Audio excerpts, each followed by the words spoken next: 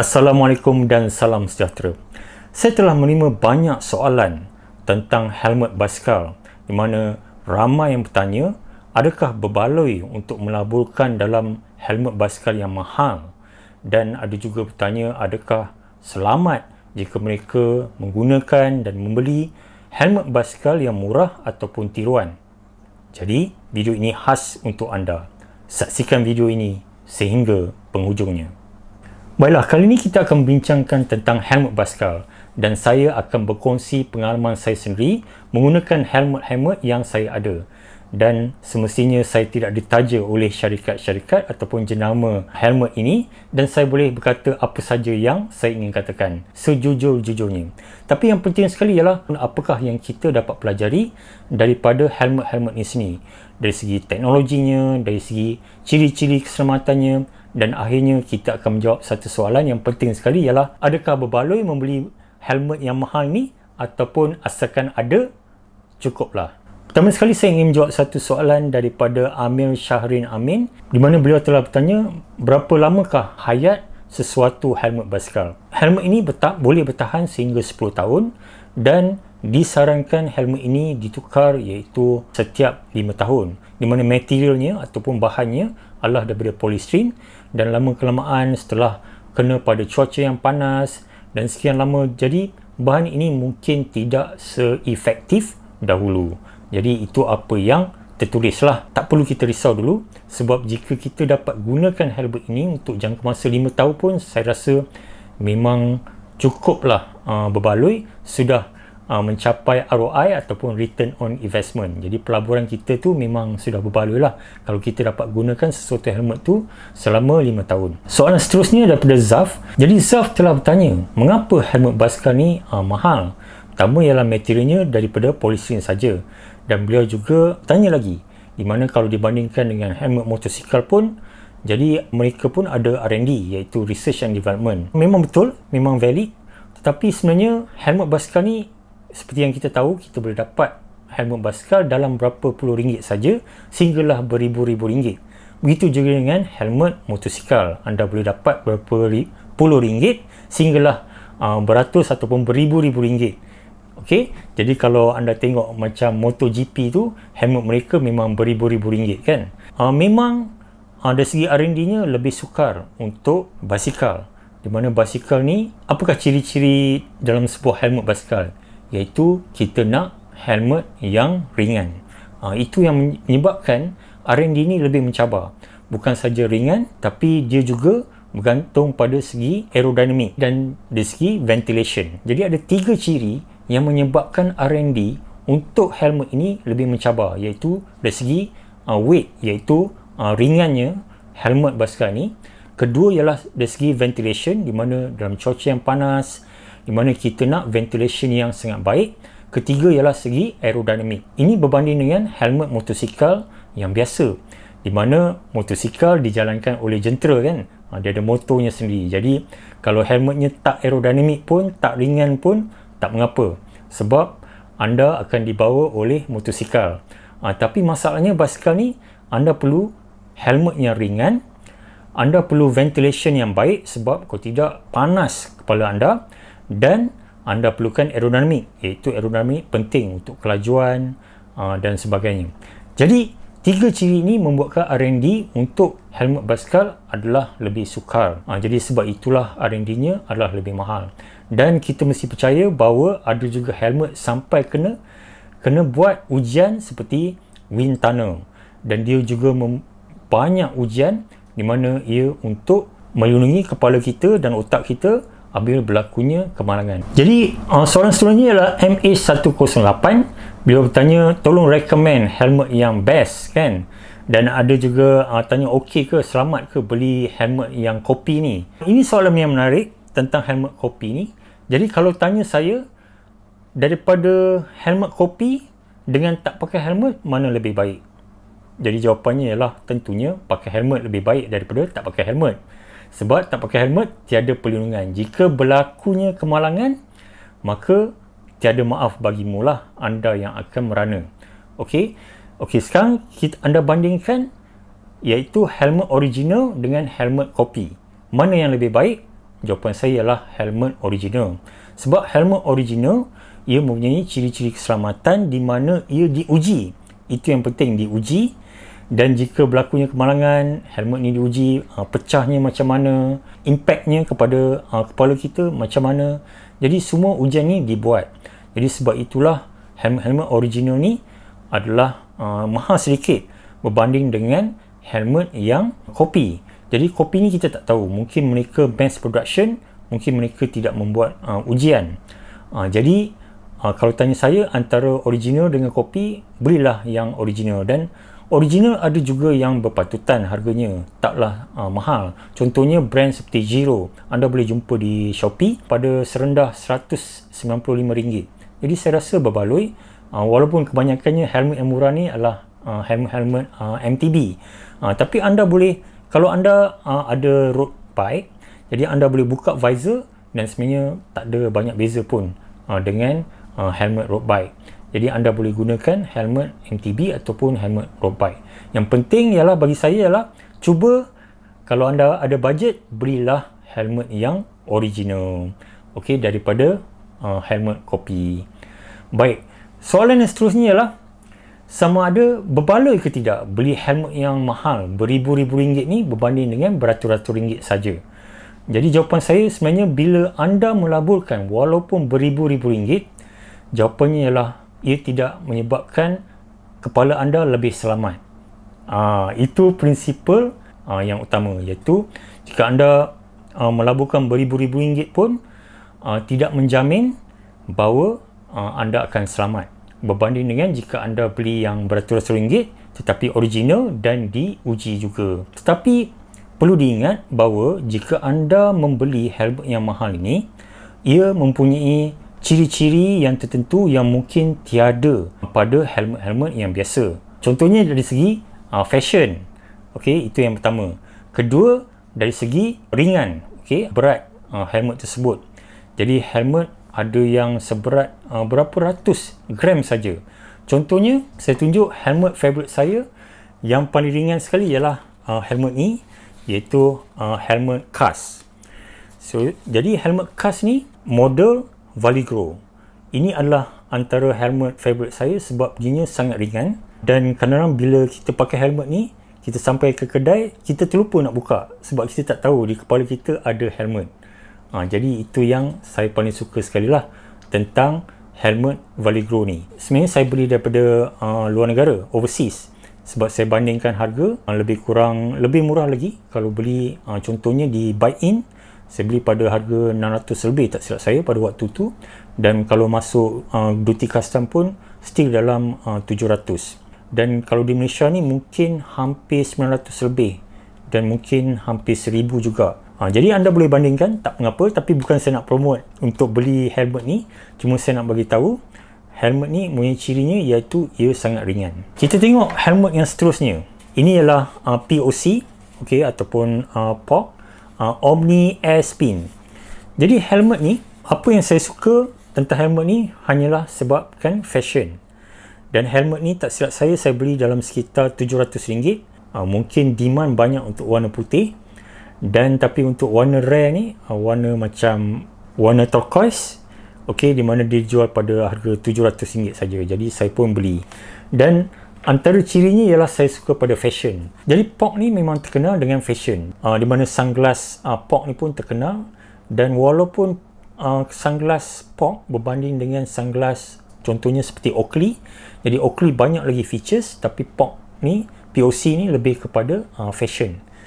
Dan begitu juga helmet lebih kepada fashion. Jadi bentuknya agak unik dan menarik. Jadi bila anda pakai helmet ni, anda akan tahu ia adalah daripada jenama POC. Tapi ada juga kelemahan dalam helmet ni, iaitu helmet ni di mana tali ni, kalau tengok di sini, ia tidaklah fleksibel. Okey, di mana bila anda pakai helmet ni, okey, saya tunjuklah macam mana. Okey, bila anda pakai helmet ni, okey, dan di telinga ni ia tidak fleksibel. Memang tetap saja berada di posisi ni. Mungkin anda boleh adjust sikit-sikit, tapi selalunya bila saya baca review, banyak yang komplain di mana helmet ni terkena pada telinga mereka. Jadi kalau mereka yang ada telinga besar tu, minta maaf sajalah kan. Jadi itu antara kelemahan dengan POC ni. Okey, itu antara kelemahan helmet POC ni. Baik, seterusnya kita tengok lagi helmet lain. Okey, ini adalah helmet daripada Abus. Okey, helmet Abus iaitu Game Changer. So helmet ni memang terkenal, memang digunakan oleh contohnya cyclist yang terkenal, pro cyclist yang terkenal, Matthew Van Der Poel, iaitu juga cyclist favourite saya, mana beliau menggunakan Abus Game Changer. Antara kelebihan helmet ni ialah aerodinamik. Jadi anda lihat helmet ni tidak mempunyai banyak ventilation ataupun tidak mempunyai banyak lubang-lubang, okey, untuk ventilation. Hanya ada sedikit di bahagian atas ni dan di sedikit di bahagian tepi. Jadi bentuknya lebih aero, okey. Tapi untuk di Malaysia ni, bagi saya, pendapat saya, ia adalah tidak sesuai. Ia sangat panas. Jadi kalau berkayuh tengah hari tu memang panas menggunakan helmet ni. Jadi mungkin sesuai lah untuk mereka yang berkayuh sangat laju lah. Tapi untuk secara umumnya, kalau inilah antara helmet yang anda nak beli, jadi mungkin ini saya tak cadangkanlah anda beli helmet ni. Kalau anda beli helmet ni, anda kena beli helmet lain lagi sebab ini tak sesuai untuk semua cuaca. Seterusnya saya nak tunjukkan satu lagi helmet, iaitu helmet ni saya rasa susah lah nak cari, iaitu Cast Infinity. Jadi Cast Infinity, bila saya beli basikal, saya pun dapat present lah, okay, daripada seller. Di mana helmet ni memang unik, dan helmet ni ialah daripada Team Sky. Okay, sekarang dah tak ada Team Sky kan, telah diganti dengan Team Ineos. Pada waktu tu memang ini adalah helmet yang top lah kan. Di mana keunikan helmet ni, okay, saya tunjuk.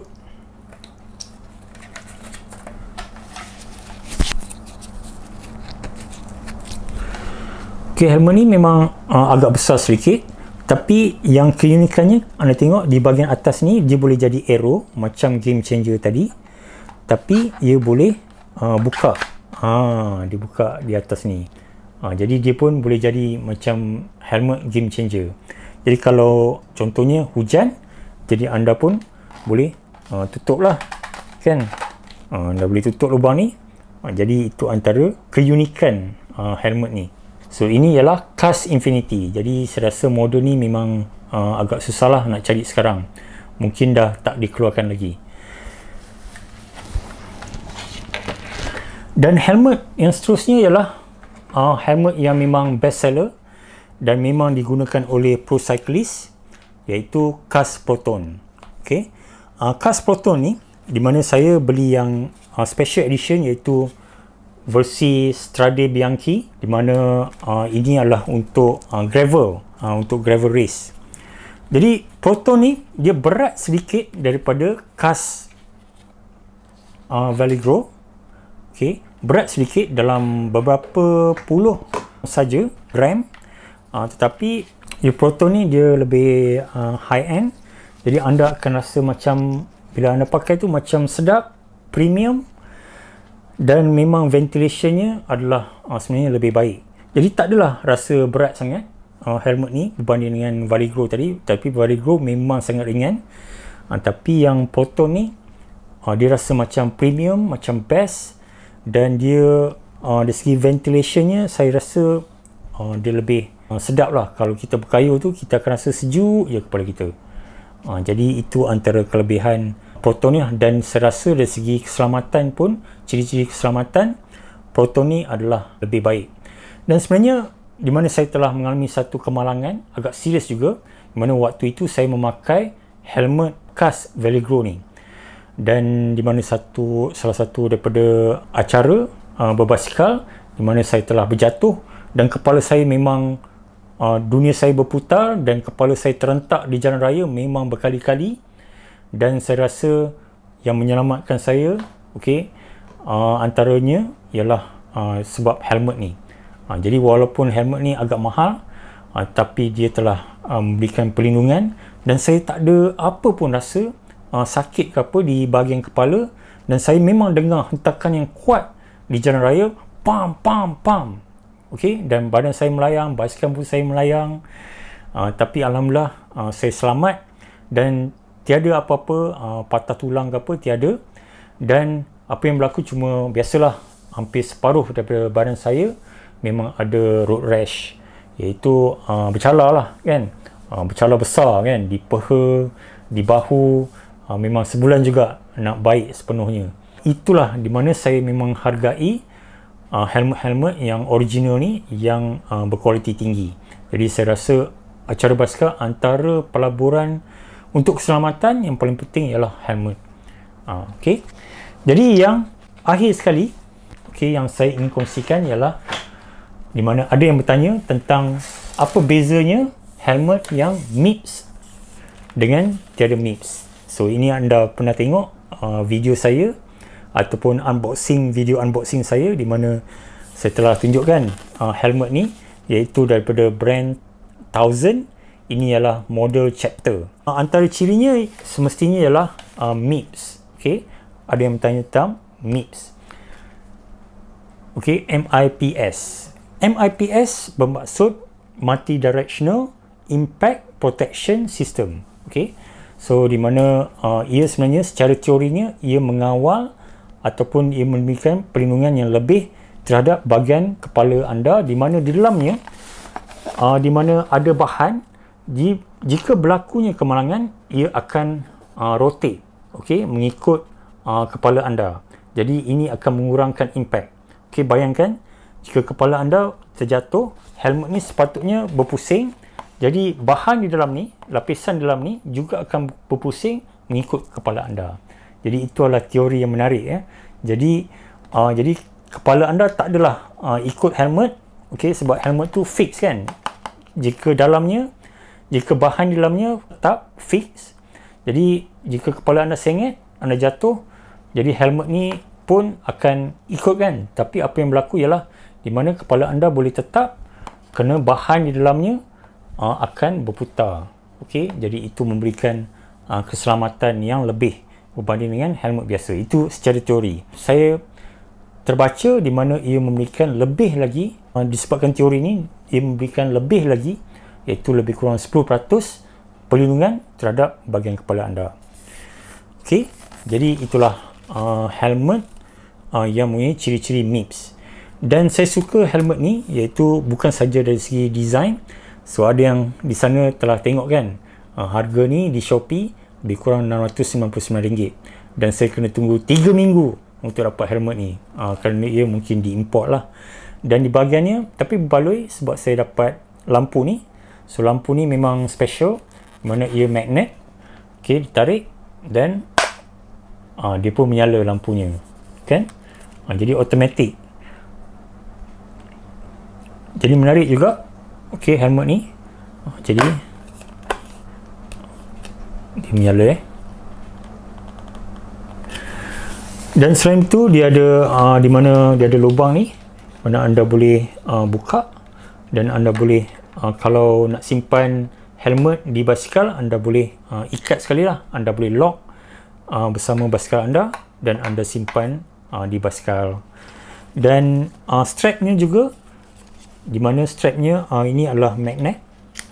Jadi cepat kan, best lah sikit, rasa macam ada ciri-ciri yang istimewa lah dengan helmet ni. Ada magnet di strap, ada magnet untuk letak lampu. Okay, lepas tu ada lubang ni untuk lock bersama basikal anda. Dan desainnya memang retro lah, retro casual. Jadi kalau saya pakai dengan basikal Brompton saya, basikal lipat, jadi memang sesuai lah helmet ni. Tapi yang penting sekali adalah MIPS, di mana helmet Thousand ni ada satu lagi model, iaitu model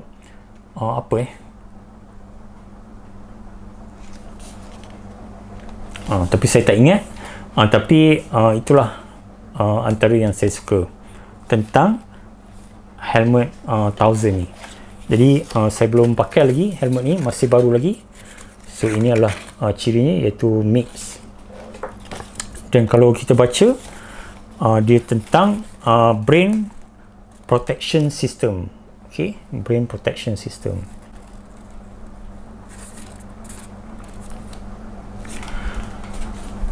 Okey, so itu antara persoalan-persoalan yang telah saya jawab, dan saya telah tunjukkan contoh-contoh tentang helmet yang saya ada dan apakah ciri-ciri keistimewaan helmet ini. Jadi saya akan buatkan kesimpulan tentang soalan-soalan yang telah ditanya.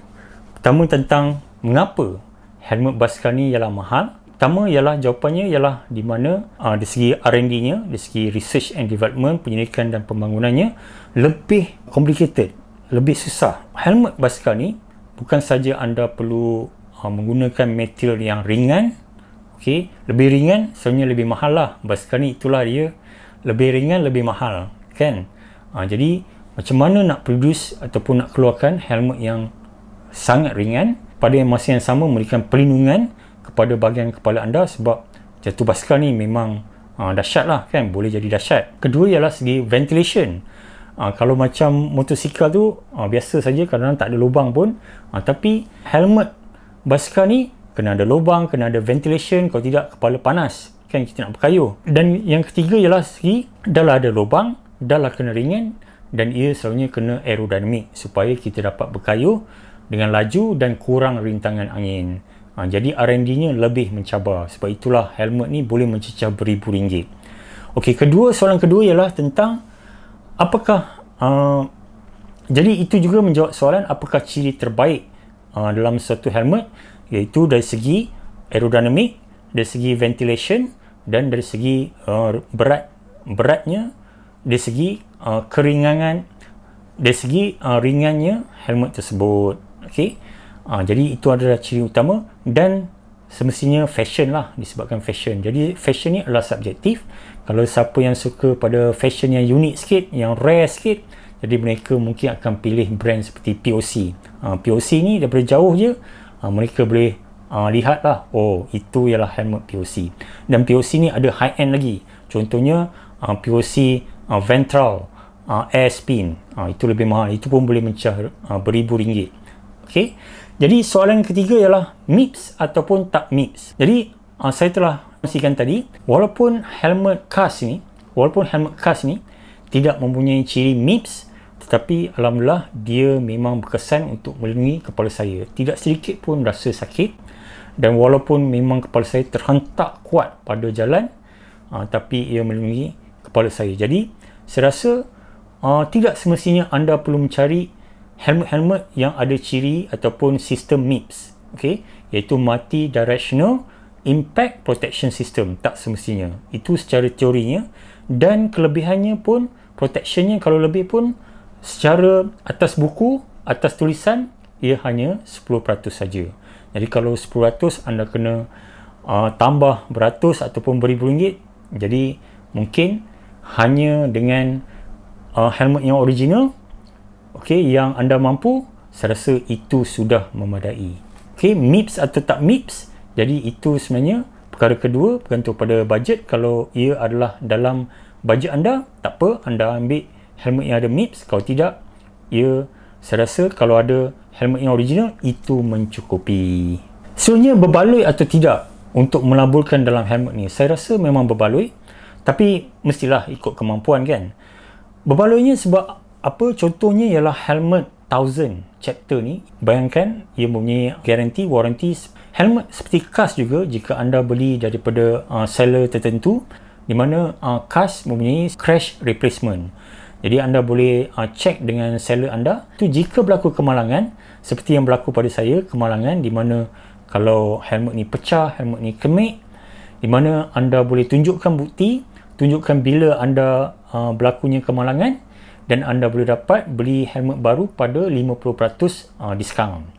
Jadi itu antara kelebihannya. Jadi saya rasa ia adalah pelaburan yang berbaloi, bukan saja untuk perlindungan, tapi juga ia ada jaminan-jaminan yang tertentu yang ditawarkan oleh pengeluar. Jadi kita akan pergi ke soalan yang terakhir sekali, iaitu tajuk utama untuk video saya ini ialah helmet basikal, beli yang terbaik atau asal ada. Jadi kalau tanya pendapat saya secara jujurnya, beli yang terbaik yang anda mampu, bukannya berlebihan, okey, Yang penting ialah ia adalah original dan dia punya ciri-ciri keselamatan yang asas. Jadi itu adalah memadai. Belilah yang original ya. Jadi bukan saja asal ada, sebab yang kopi ni, yang tiruan ni, kita tidak tahu apakah impaknya jika berlakunya kemalangan. Itu saja perkongsian saya, dan tolonglah share, like, dan jika sudi tolonglah subscribe untuk memberikan saya motivasi untuk berkongsi dengan anda ilmu-ilmu tentang dunia basikal. Sekian, terima kasih. Wabillahi taufiq wal hidayah. Wassalamualaikum warahmatullahi taala wabarakatuh.